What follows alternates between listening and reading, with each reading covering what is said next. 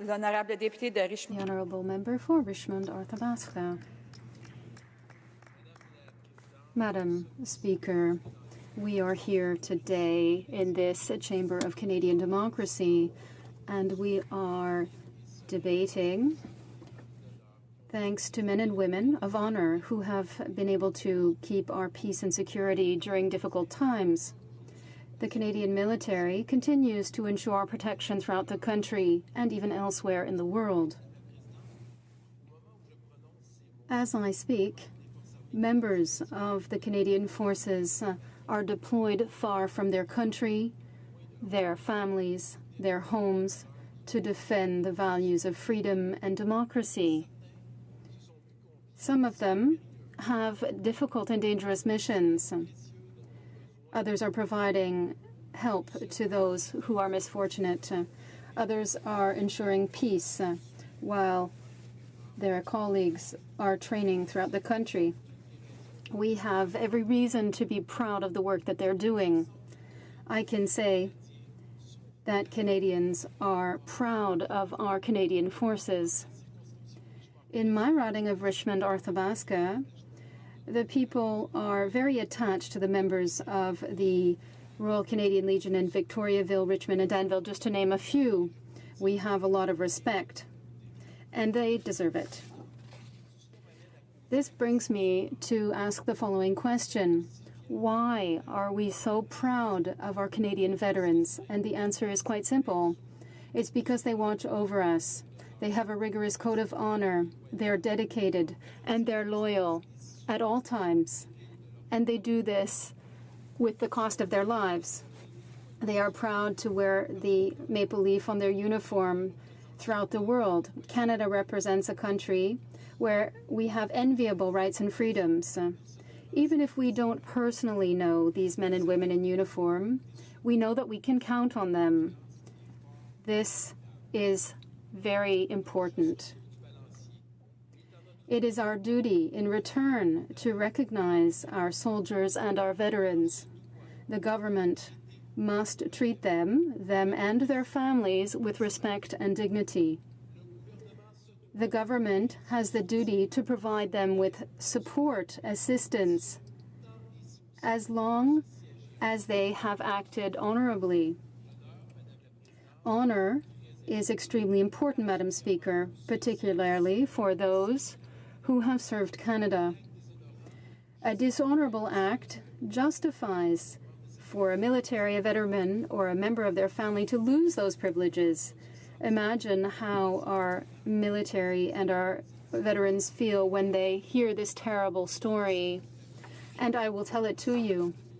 In September 2015 in Halifax, Christopher Garnier, a 30-year-old civilian, cowardly took the life of police officer Catherine Campbell from Truro, Nova Scotia. He was found guilty in 2017 of murder in the second degree. He is serving life in prison.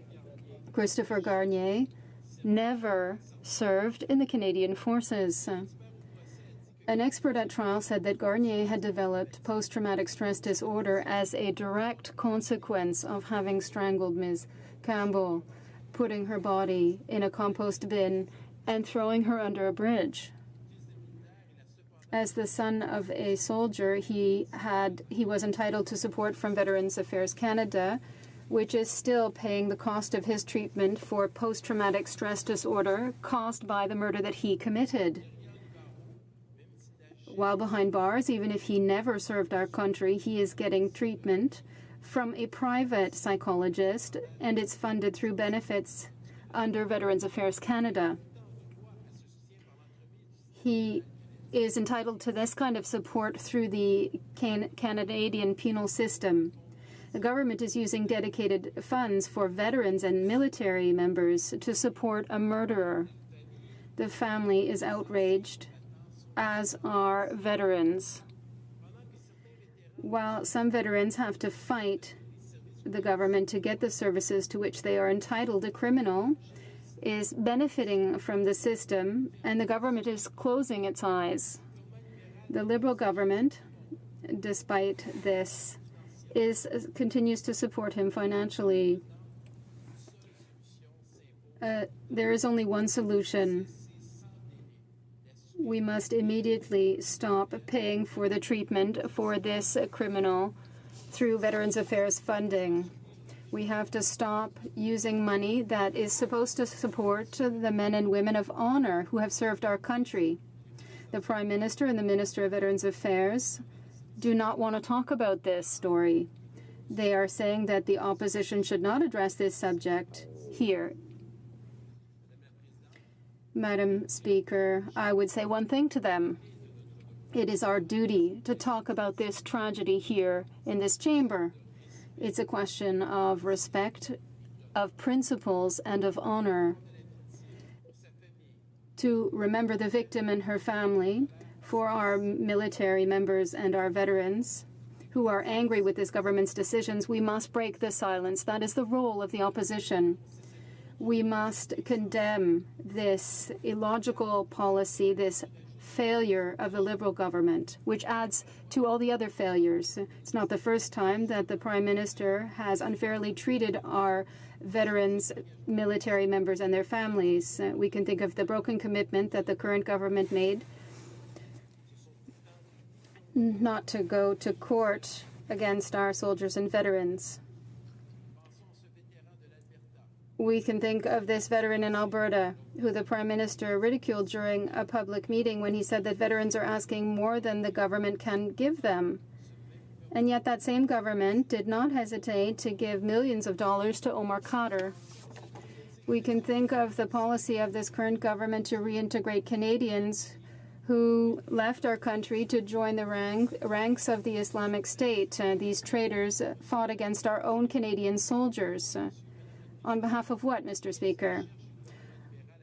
What is this Liberal government trying to do with this reintegration policy? Are they really considering the risks and the consequences of their actions?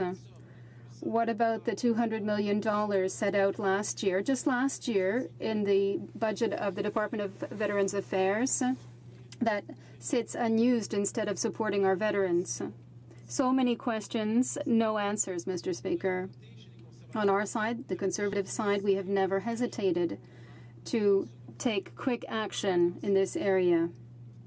In 2010, when we learned that serial killer Clifford Olson was getting old age security payments, we immediately took steps to end those payments. Imagine, Madam Speaker, when we asked the Prime Minister if he believed that a criminal found guilty of the murder of a police officer should get Veterans Affairs benefits, we did not get any answer from him. The Minister of Veterans Affairs has the authority and the power to end the payments to this murderer who is not himself a veteran, but he is hiding behind the fact that he must protect the privacy and not provide that information. The opposition is not asking for information. We are only asking for action. Madam Speaker, the Prime Minister and his government has interest in being an inspiration to our military members and our veterans instead of not. He should inspire loyalty, respect, dedication, and above all, their code of honor. Those who serve Canada honorably deserve better. The Campbell family deserves better. Canadians deserve better. This government must see that it has failed and now do what needs to be done. It must put an end to this scandalous injustice. Conservatives are asking the Minister of Foreign Affairs to take action and fix this issue. Otherwise, we will fix it starting in 2019 when we go back into government. Thank you, Mr. Speaker. Member for Winnipeg Centre. Thank you very much, Madam Speaker. I greatly appreciated the speech. However, I must once again remind the member that in 2015, the former head of military members talked of suicide. What the impact would be, I truly do not. This is beyond a medical issue. I think many of our young men and women have lost confidence in our country to support them. And why would they not, given the callousness of the Harper government? In the past decade, Conservative offices were closed. They cut 900 jobs for veteran services. They clawed back benefits. They killed lifetime pensions for Afghanistan veterans and failed to spend $1.13 billion of the Veterans Affairs budget. But still, even though they had that much money in the coffers, they still found money to have advertising and ceremonies for politicians to honor veterans. So is this member suggesting that the Harper government has done an excellent job for veterans? The honourable member for Richmond, Athabasca. Madam Speaker, I don't know if my colleague realizes that it'll be 3 years now that they've been in power. It's time for them to stop talking about the former government.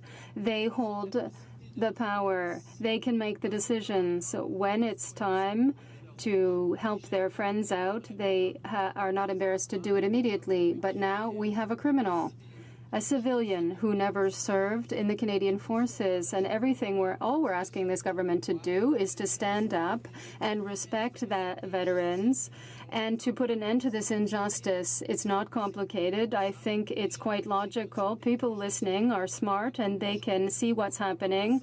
We are simply asking the government to put an end to this injustice. It's very easy to understand. It's simple to do. And we want them to take action to resolve this problem, Madam Speaker. Questions and comments. The honourable member for Abitibi-Témiscamingue. Thank you very much, Madam Speaker.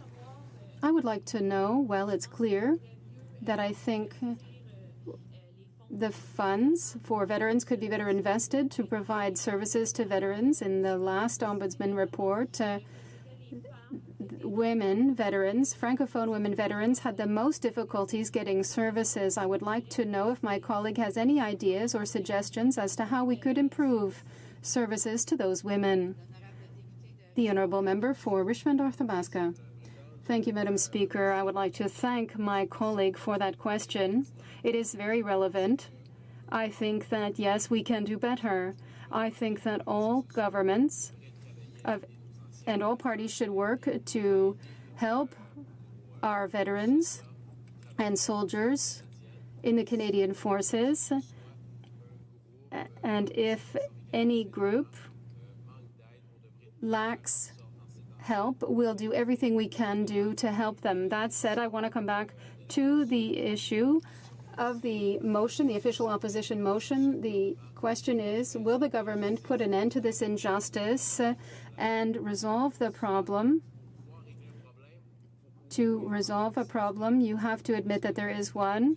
And what we see here today is that the Liberal government and the Prime Minister and the Minister of Veterans Affairs do not seem to want to tell the truth, admit there was a mistake, and that it has to be fixed. Thank you. Comments, questions et commentaires. The honourable member for Hamilton East, Stony Creek. Madam Speaker, my colleague for his remarks, and I would advise the members on the other side that all of us are concerned, became concerned when we heard about this, and I believe the minister has said that we aren't going to be talking about the specific case, but that we are looking into the matter. And this happened, I believe, about 3 weeks ago or so. So my colleague has mentioned that in the Clifford Olson case, they took steps. The Olson information was released in March, and the steps were taken in June, which is 3 months. And we've had about 3 weeks.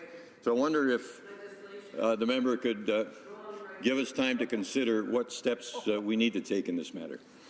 The honourable member for Richmond, Athabasca. A brief response, please. I would be pleased to answer that quite simply. If the government has the courage to say that it would resolve the problem, that it was an injustice, and that it would immediately act instead of hiding behind the privacy concerns and confidentiality, when everybody in the media knows this story. That said, all we're asking this government to do is stand up, show leadership, and say that this is an injustice and that they will immediately resolve this problem, or as quickly as possible. Thank you, Madam Speaker. Before I go to resuming debate, I didn't want to interrupt the proceedings.